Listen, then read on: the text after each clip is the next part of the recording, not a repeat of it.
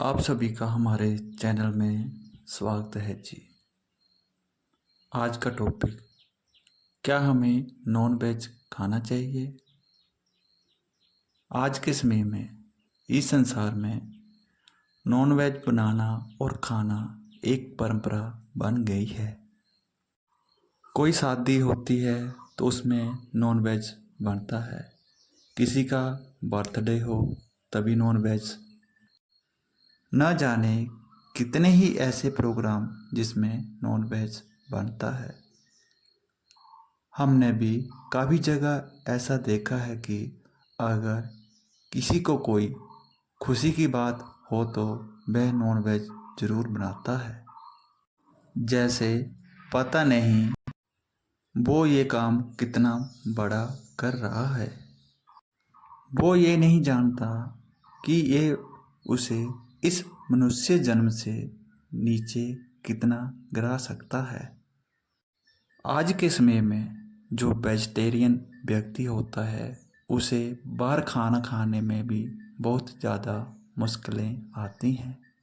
हमने भी देखा है कि ज़्यादातर बाहर के रेस्टोरेंट में नॉन वेज साथ में बनाया जाता है। जहाँ पर वैष्णव खाना बनता है उनके रेट बहुत ही हाई होते हैं। ऐसा लगता है कि जैसे वैष्णव खाना बनाने वाले नॉन वेज ना खाने का पैसा वसूल रहे हैं, इसलिए उनके रेट भी बहुत ही ज़्यादा हाई होते हैं। जो लोग नॉन वेज खाते हैं, क्या उन्हें पता है कि जिस तरह वह अपने जीभ की स्वाद के लिए पशु पक्षियों को काट रहे हैं, उनको भी इसी तरह से हिसाब देना पड़ेगा। आपको भी ऐसे ही काटा जाएगा जिस तरह आप उन्हें अपने खाने के लिए काट रहे हैं। हमने ऐसे भी लोग देखे हैं जो व्यक्ति नॉन वेज खाते हैं और पूजा पाठ भी करते हैं।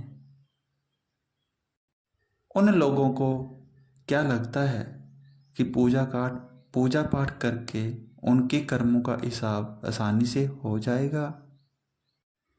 जो व्यक्ति नॉन वेज खाता है वो इस बात को अच्छी तरह समझ ले कि उसने ये मनुष्य का जन्म बर्बाद कर दिया है।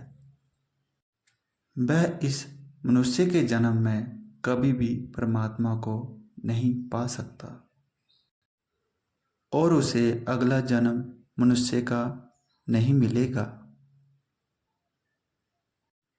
उसको वही जन्म मिलेगा जो उसने जिस तरह अपनी जीभ के स्वाद के लिए पशु पक्षियों को काटा है, उनको भी इसी तरह काटा जाएगा। जो लोग नॉन वेज खाते हैं और मंदिर जाते हैं, उनका मंदिर में जाना भी व्यर्थ है।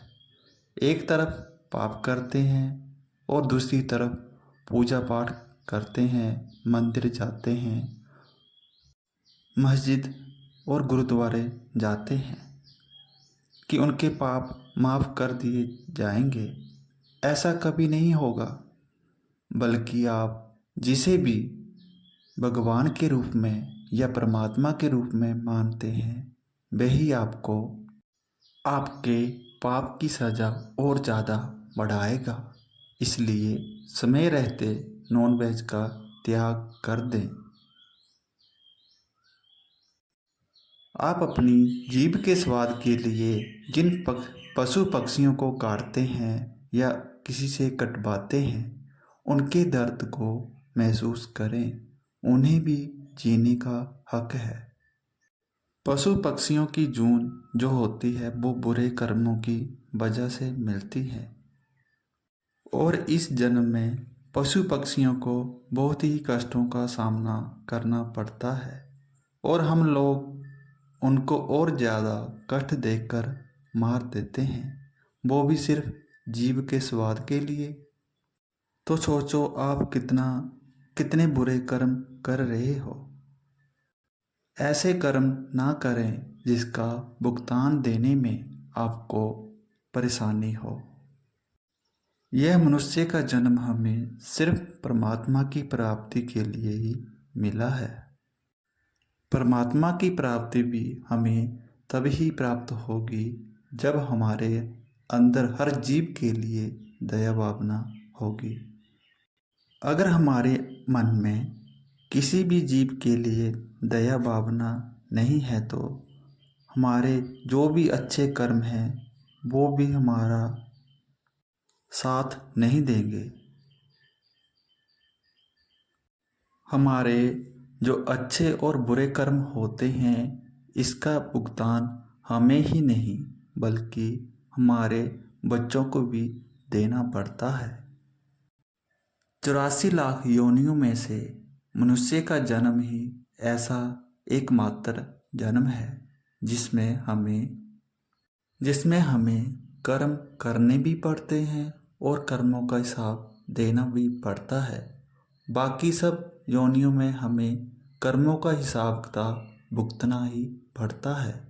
इसलिए इस मनुष्य के जन्म में सोच समझकर ही कर्म करें, नहीं तो आखिरी समय में हमें पछताना पड़ेगा कि हमने ये मनुष्य जन्म परमात्मा की प्राप्ति में नहीं लगाया बल्कि पाप करके हमने ये जन्म भी खराब कर दिया है और ये मौका हमें दोबारा नहीं मिलेगा।